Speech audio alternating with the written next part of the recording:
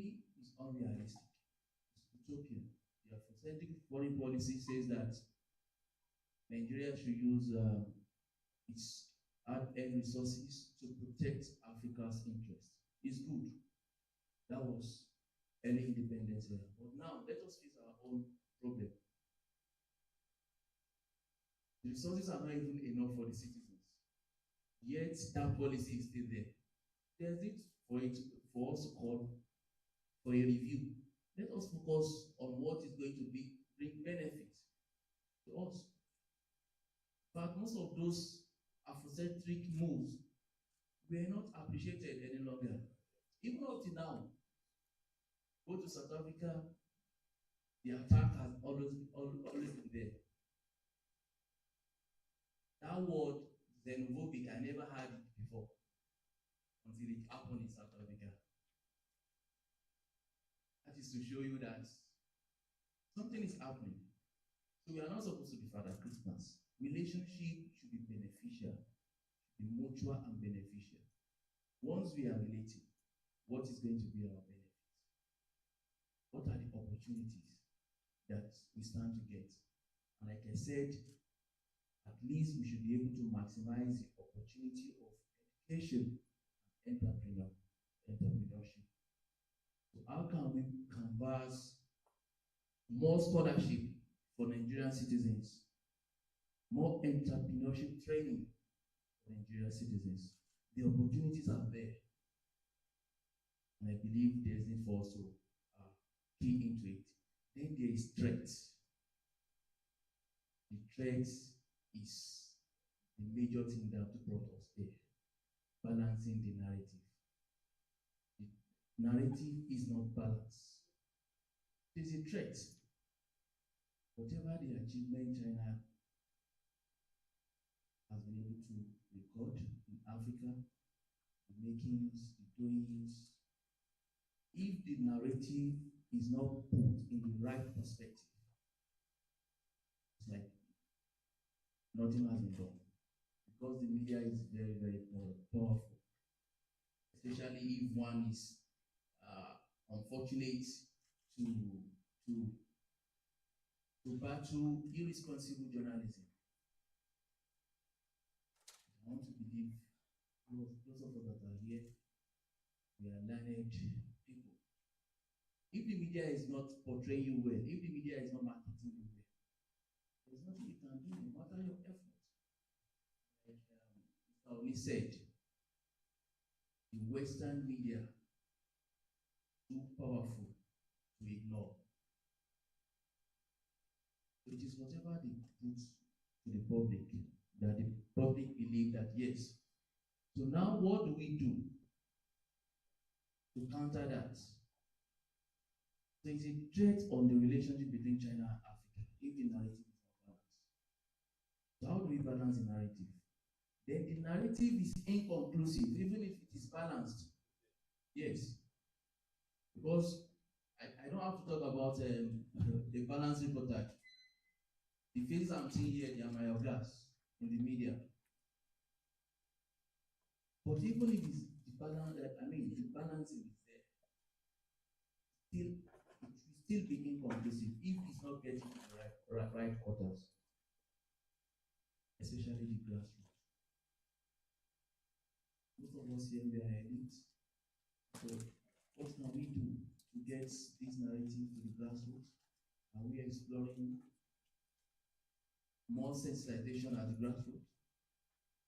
So it is very, very important to key into this so that the damage that the likes of Indian scholar Barhama has caused, Barhama Chaleleni, he was the one that started this controversy of debt trap diplomacy.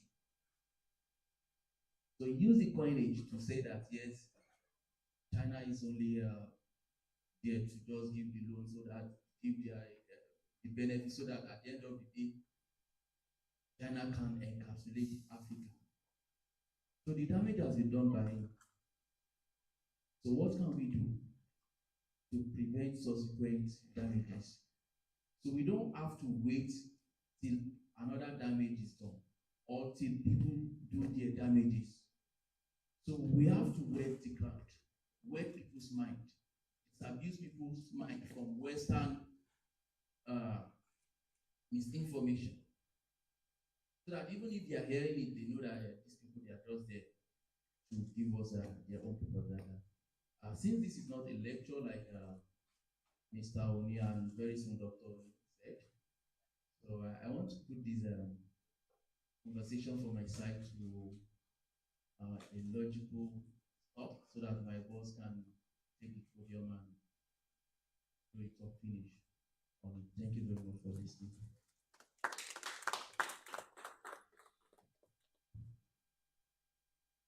Thank you, Dr. Alamin. I'm not left. Thank you, participants to this particular seminar, resource persons, other members of the press who are here to actually cover this particular seminar. Good morning. And thank you, Dr. Alamin, for this particular awesome presentation. The major reason for we coming here is to share knowledge and exchange ideas. We are not here to exclusively say that we support China. Why? Because if we say, all right, everybody should support China, we are not balancing the narrative. But we are here in order to sensitize, in order to be independent, in order to be integrated into the mainstream media ethics and ethical principles. And because of some major reasons, to disentangle the truth from the falsehood. That is why we are here. Ladies and gentlemen, I will be more historical before I get into my conclusion. We as a people, we lived as Africans, even though relegated as well as abused.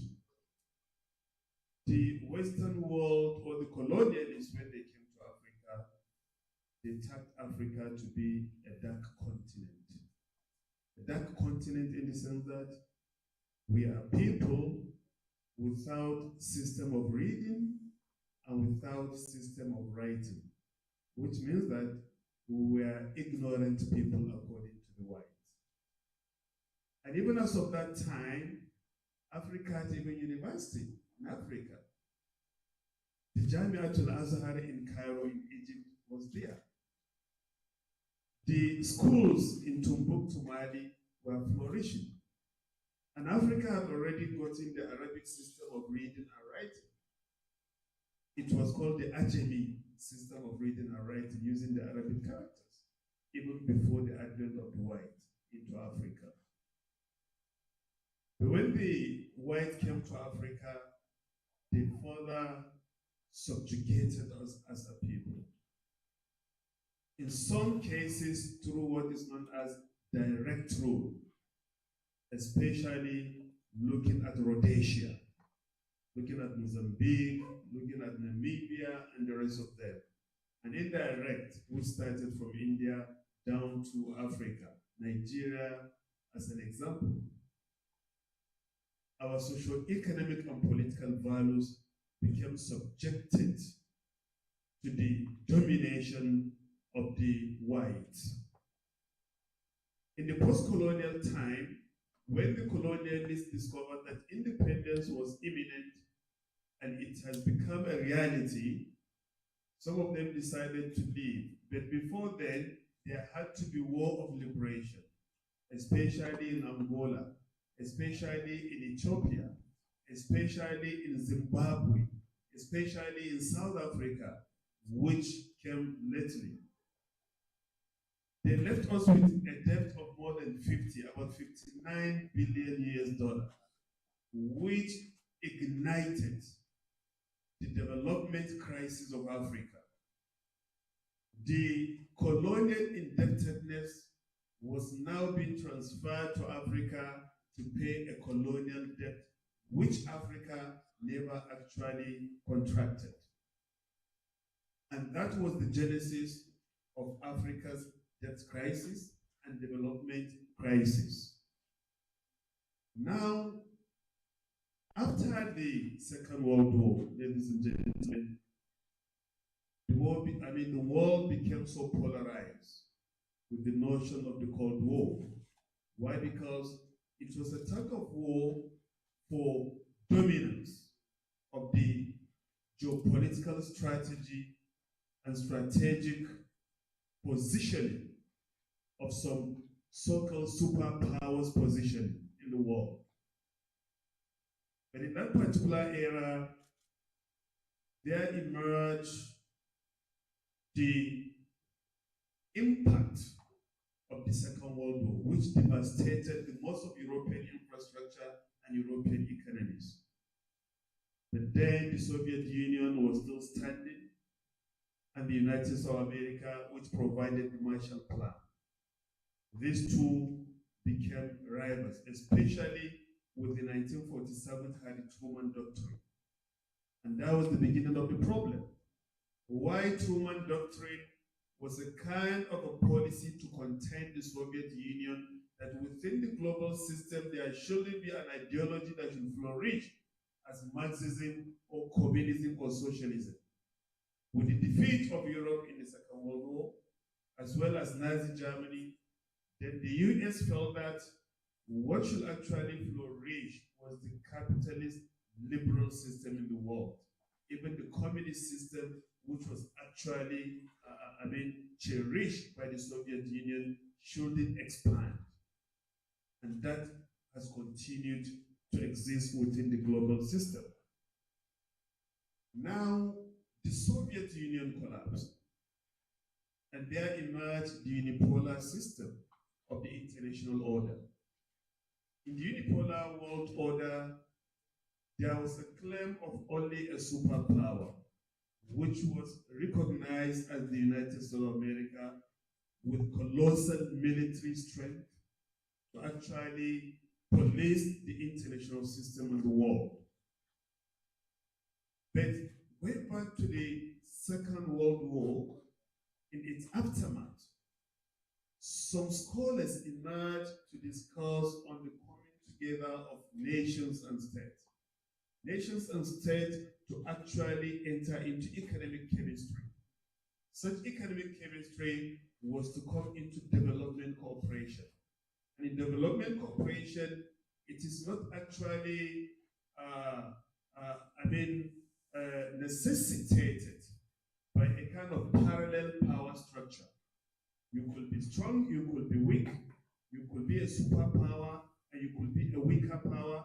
But development cooperation, theorists believe that all classes of societies will actually come together to pursue a common goal.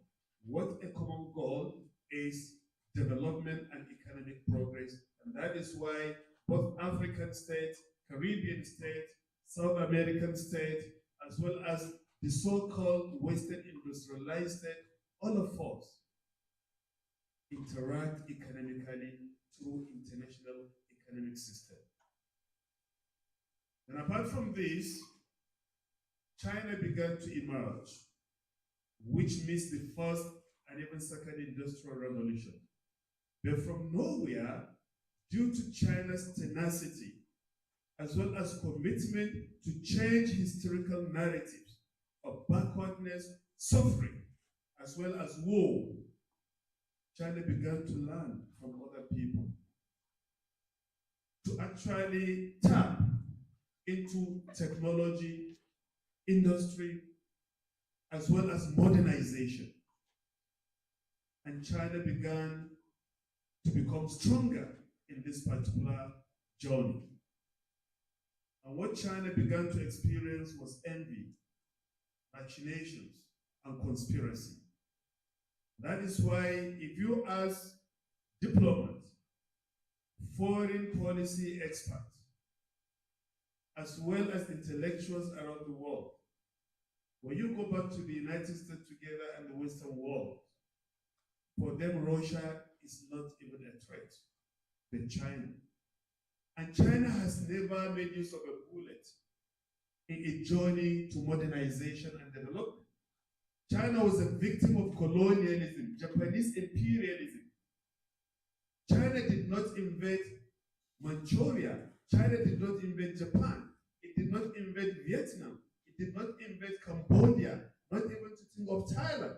Not even the island of Seoul or even island of Ceylon. None. And that is why China tacked its modernization to be peaceful. Peaceful in the sense that it's unlike the slave era, when the Western world came and actually got our forefathers, fetched our forefathers through the hinterland into plantation agriculture in the Americas and Europe. And those who were sick as forefathers of ours were being thrown into the sea to serve as a feed to the animals living in the sea, thrown into the sea. And those who survived it, they were engaged in absolute slavery. They built infrastructure in Europe and America. They developed the economies of Europe and America. They provided railways, plantation agriculture. This was how the plague of African people was actually recorded. And this envy, it is actually natural according to the classical realists. The classical realists believe that man is by nature wicked and man is by nature selfish. He who progresses, people do not want to see his progress. That is why experts say, hide your progression, either in wealth, your family, and any form of achievement you have. Sometimes it should be hidden because you are occupied an envious position. And why should China rise?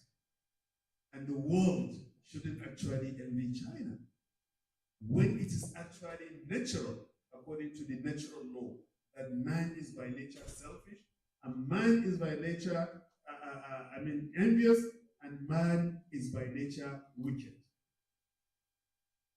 Media war and propaganda began to be waged and staged against China. Propaganda, Western propaganda, began to actually advance all against China. And what are those criticisms?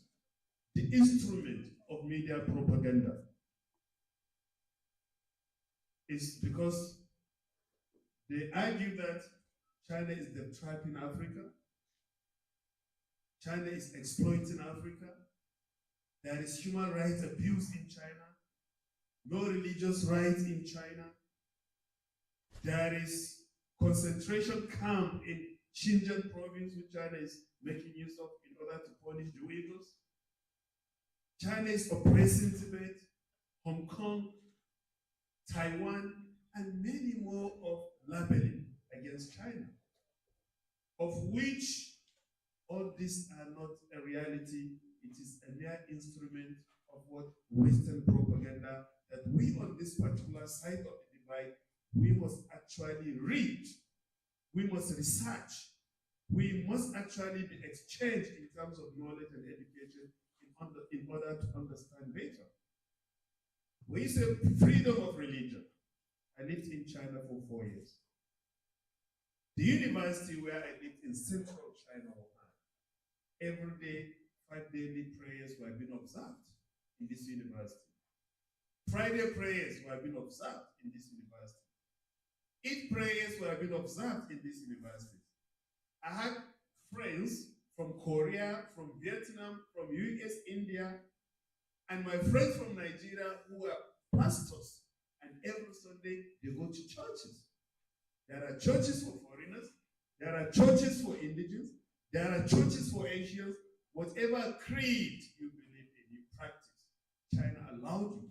The Buddhist, the Maoist, whatever creed you belong to, there were at the same time worshiping grounds for you to worship. So when I hear religious rights abuse in China, I smile and I laugh. I say, this could only get people who have never been to China convinced that these things are happening in China, which are mere propaganda and lies. The issue of Xinjiang province is also a lie. I'm a Muslim, so I would never want to see a Muslim being actually tormented. But I lived with people from Xinjiang province. I happen to be in this particular place. I research and I study. What is there is that if you neighbor, if you live in a neighboring state where they have challenges of insecurity as well as terrorism, places like Pakistan, Afghanistan, then you have to strengthen your borders.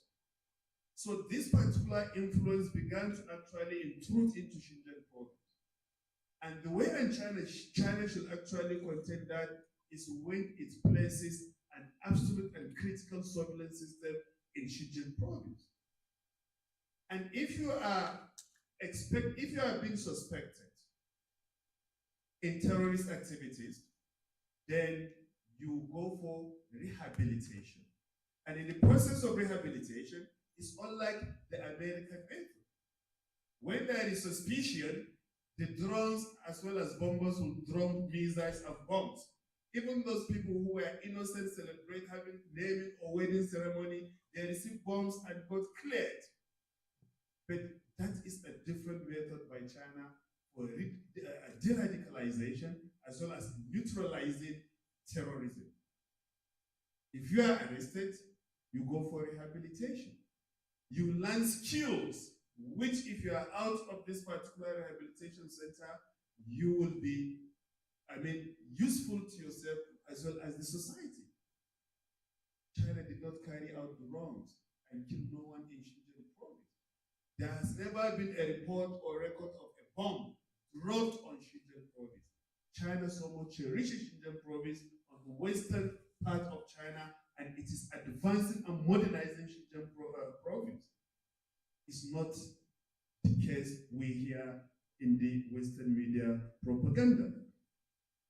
And that is why the Taiwan issue also.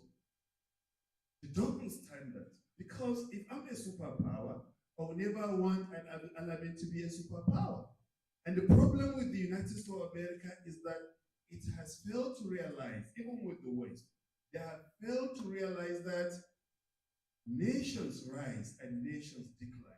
Just as I always argue, even though my friend Charles has tried to kick against that. Empires rise and empires decline. If you rise as a state, as a rising power, there will be a time which you decline. Other powers will also rise. Even China, if it emerges, Even the tradition from our public service, the media, all this came from the West. And if you have views to explain, or if you are agitated,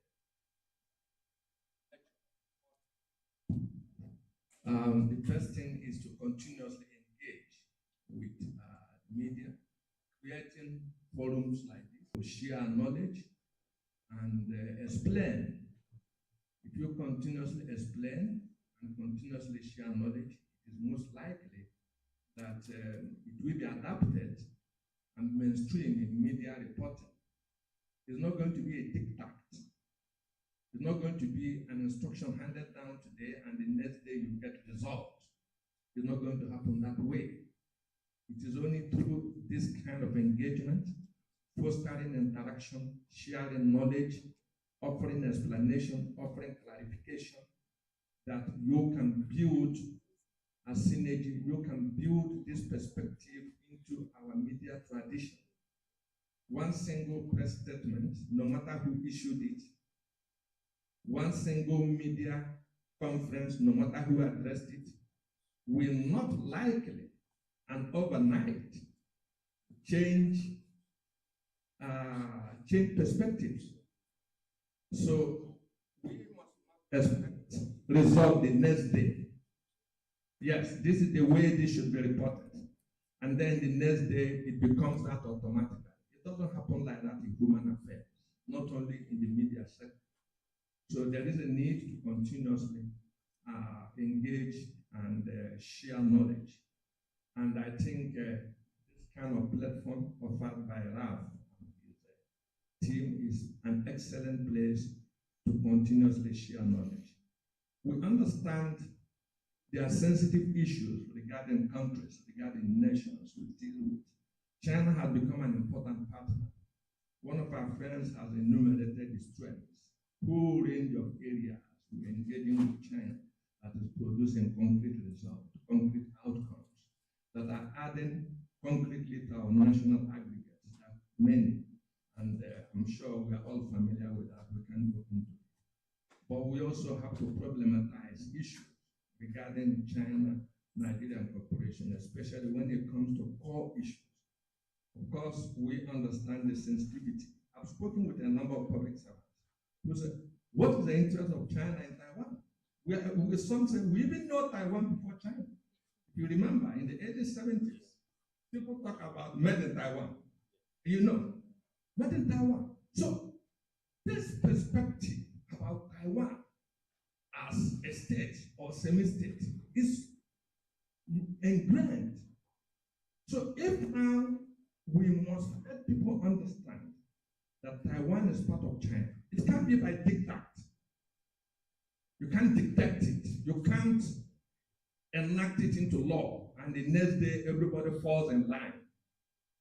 But we can continuously explain that this is very sensitive. Taiwan people are Chinese, just like you have the Fujianese, you have the Cantonese. They are Chinese. I've met Taiwan trade officer. The only question I asked him, Mister, are you a Chinese? He said he is a Chinese. So, okay, if you're a Chinese, what's the matter? Taiwan is a leftover of China's national question.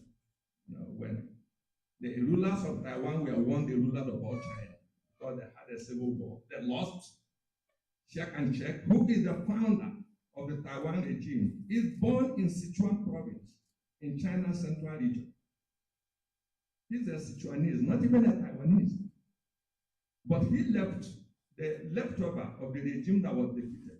The military officers, the political officers traveled to Taiwan and settled down there and proclaimed their own as the legitimate regime of the whole of China. And for several years, they were in the United Nations as the legitimate representative of all Chinese. Well, people talk of China grew, you know, in 1964, it ended the so-called nuclear blackmail. It blasted its own nuclear weapon, becoming a nuclear power.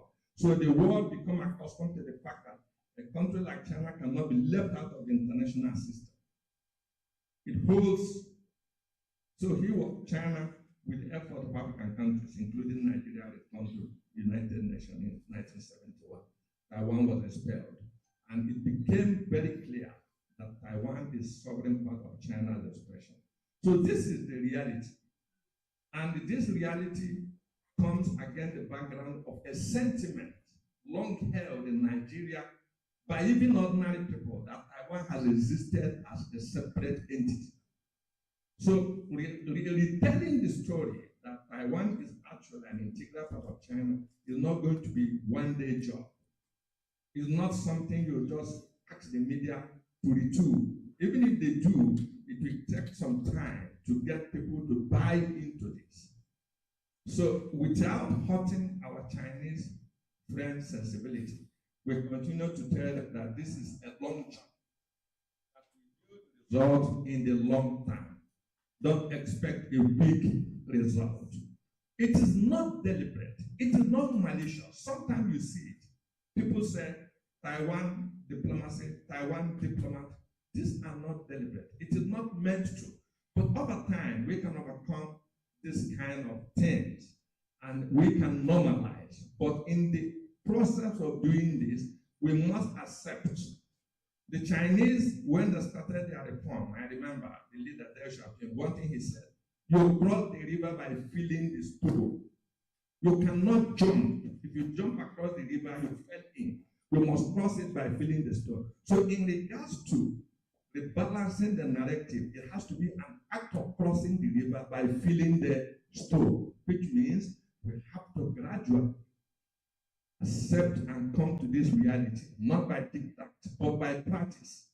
Over time, it will become mainstream, no longer a matter of public discussion or lectures, whether Taiwan is part of China or not. It becomes an integral aspect of our media culture that Taiwan is an integral part of China. It will happen, but it's not going to be the next day after this meeting.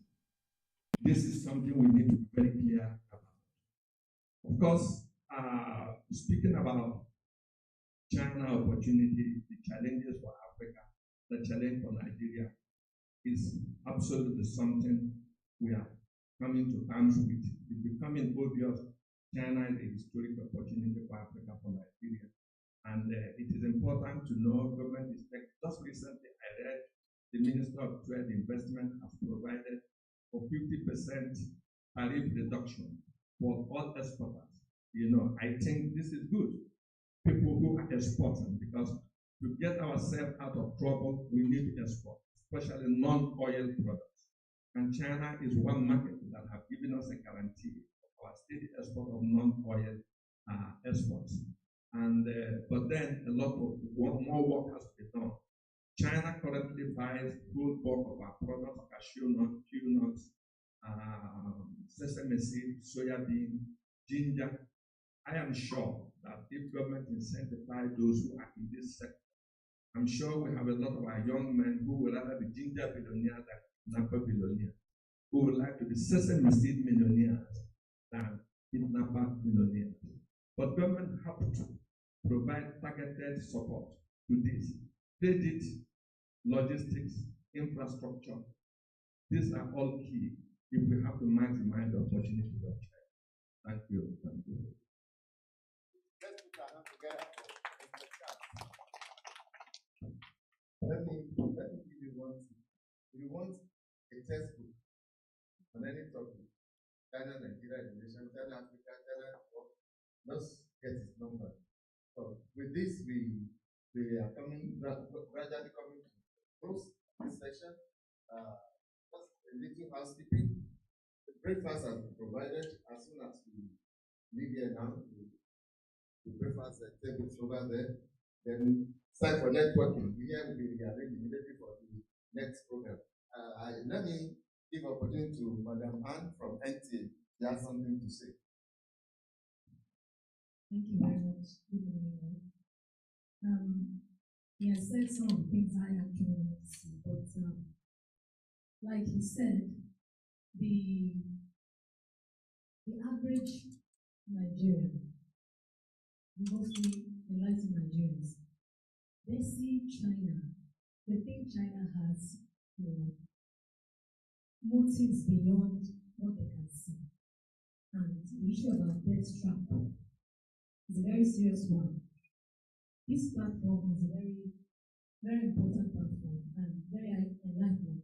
I think it will take time, for the average Nigerian to understand that there are issues that go, fundamental issues, that drive what China is doing in Africa, Nigeria too.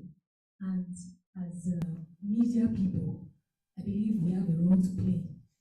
Based on what we've heard here today, where we can help, like the session is trying to help us, guide us. We can help balance these narratives so that people get to understand that China does not have an ulterior motive giving us these debts. China has an interest, even though it will take time. I'm just trying to emphasize it will take time because many people are suspicious and all that, but with us telling the narrative right, it will help, water down those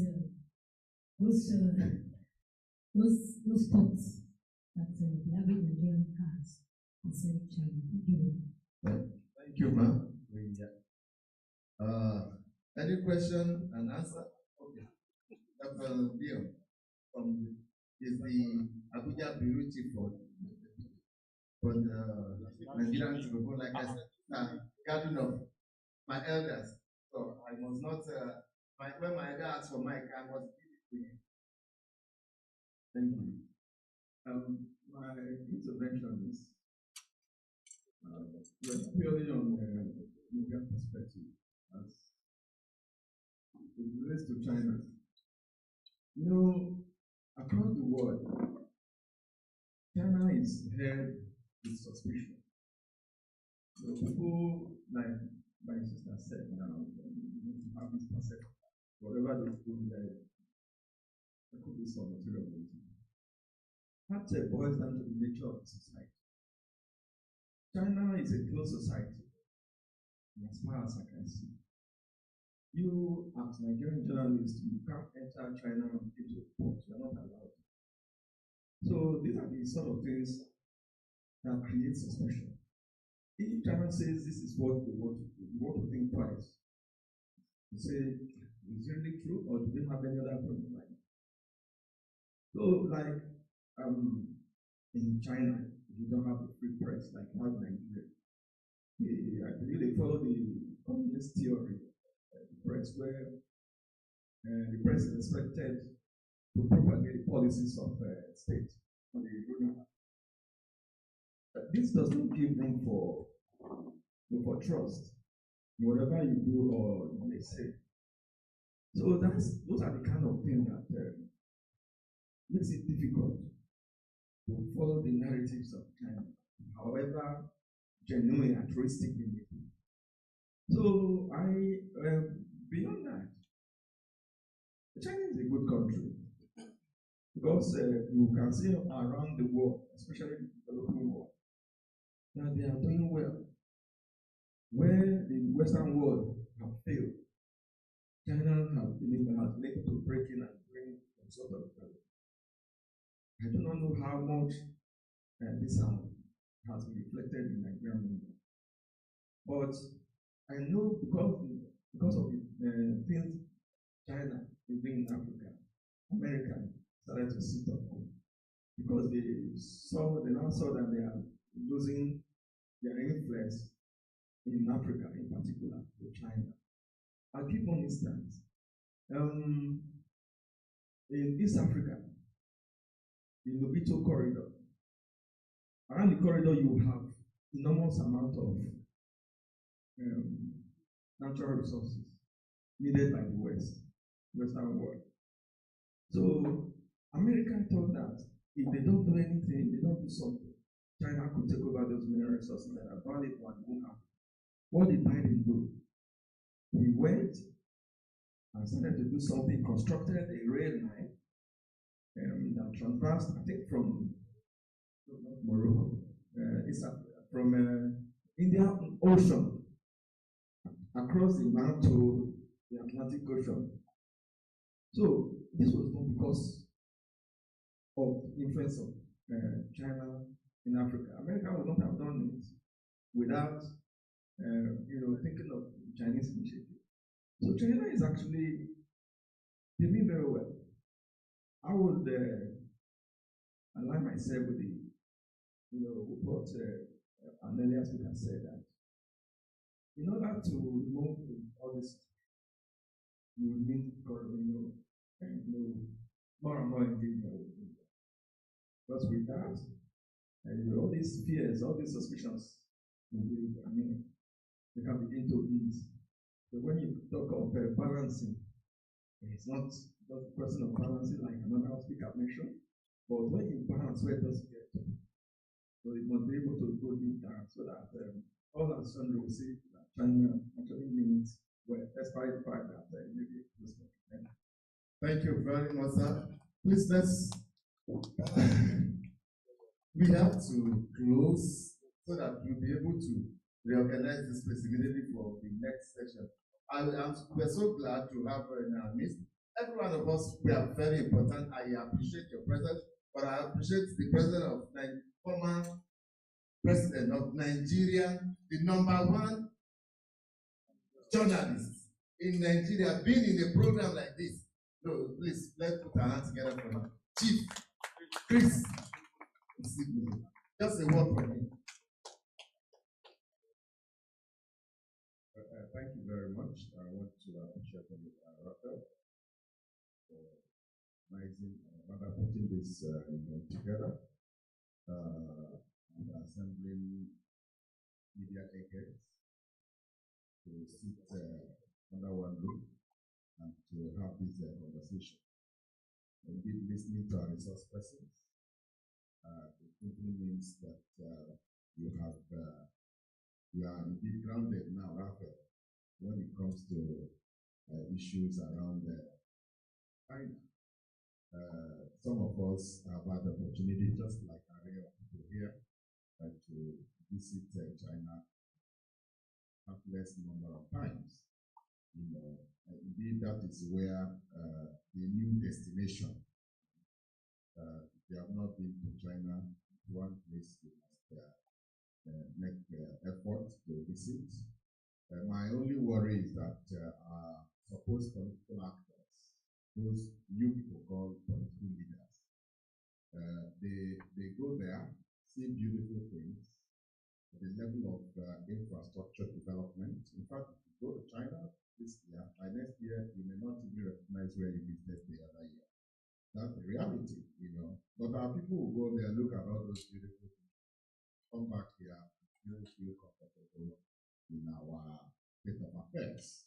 That in itself is an aberration, because it is when you travel wide that you understand that you need to change the kind of political actors we have in our own time. Wonder where they were made. But I believe that someday we'll begin to do the right thing. It's good that you've assembled the media executives, as we call us, and we'll take it from here. The essence is to equally take the message beyond this call, so that we understand that time has come for us to change. That's the truth. So let me not pause in words. Thank you. Thank you very much, sir. Thank you. We are truly, truly grateful. We've come to the end of this session. So, like I said, the tea break is open. So here we'll be immediately put together for the next event. Time for network, and also, group photograph, please. Well, the media executive, I'll be glad to be in their midst because I'm one of the organizers. So, photographers. Then also, please, the participant, you sign in as you came in. Sign out with the reception so that we can sign you out. But please wait for the next program. It's going to be short. We did this one short. We're not going to waste our time also. Thank you. I can see people already arriving. The invited guests are already arriving for the next. Yeah, the group photograph. And officially, I'm handing over to the MC for the next session.